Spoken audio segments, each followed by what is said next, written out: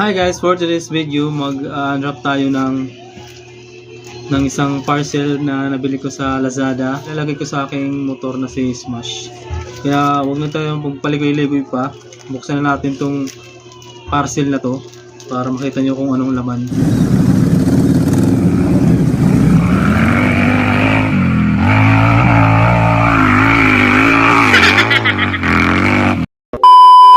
Pero guys, bago ang lahat, huwag niyo kakalimutan mag-subscribe sa aking YouTube channel and hit the notification bell para updated kayo sa aking mga video. Tara, umpisa natin guys. Ang ating bubuksan ay itong manipis. Ito. Pag maganda to guys, ilagay ko lang yung link ng mga shop sa description box para pag pindot nyo na lang kung sakali gusto nyo bumili. Para ma-direct kayo dun sa mismong binilang ko na sa Lazada. Ito yung unang buksan natin. Tapos ilalagay naman natin to yung sa motor natin, yung mga binili ko. Kasi pang motor lang to yung binili ko Kaming daldal. Tara, buksan natin to. Isa siyang sticker.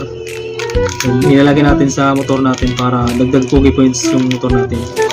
Shoutout sa seller. Very good yung nyo. Para sa mga parcel yung mga sticker para hindi siya maputik. Kailangan talaga naka-ganito para tuwid na tuwid siya, diba guys?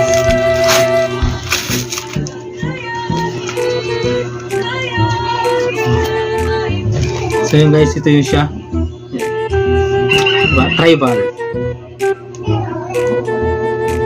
kulay puti.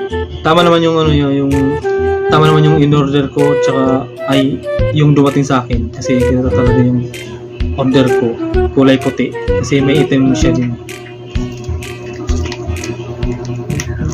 Tapos buksan natin to para makita natin kung makapal siya.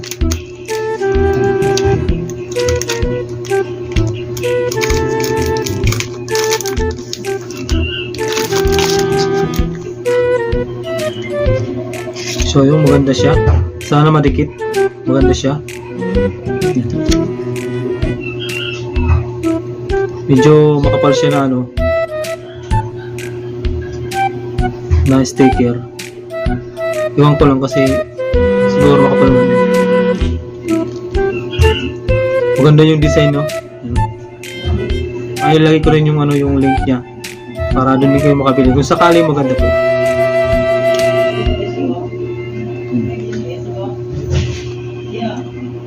So, doon na tayo sa susunod guys. Ibalik natin dito para hindi siya mayupi. A few minutes later. Pangalawa, ito. Medyo makapal siya. Nabili ko siya sa halagang 214.54. Baka lang po parang wala siyang shipping fee. Ganun pa rin yung niya, yung nakalagay na presyo dun sa Lazada. 214.54. Yung sticker 94 pero kasama shipping fee dito kaya 94. Ito, try tayo dito. Nabuksan na natin to guys.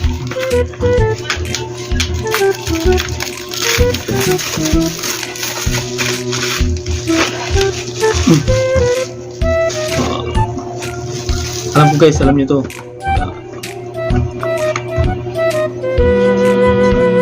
GRP motorcycle hand grip. Comment na lang kayo guys kung legit. May QR ko dito sa ibabaw, yung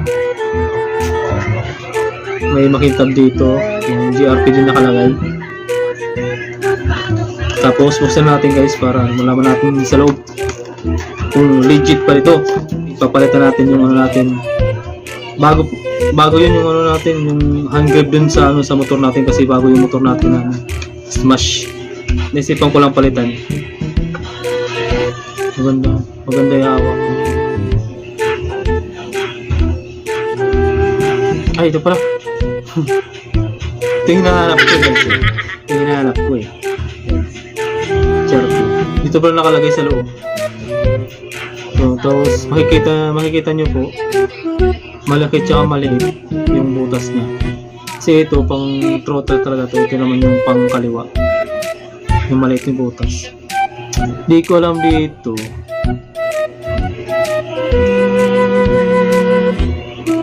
Sana magtagal. Maganda naman siya. Pero lang. Parang hindi siya pulido ano, pagkakagawa. Ito magbabakbak to yung kulay na to. Ito. Pero ito, parang tunay naman eh. Ito.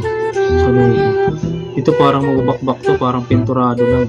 Parang pinturado lang siya na plastic. Pero yung ano niya,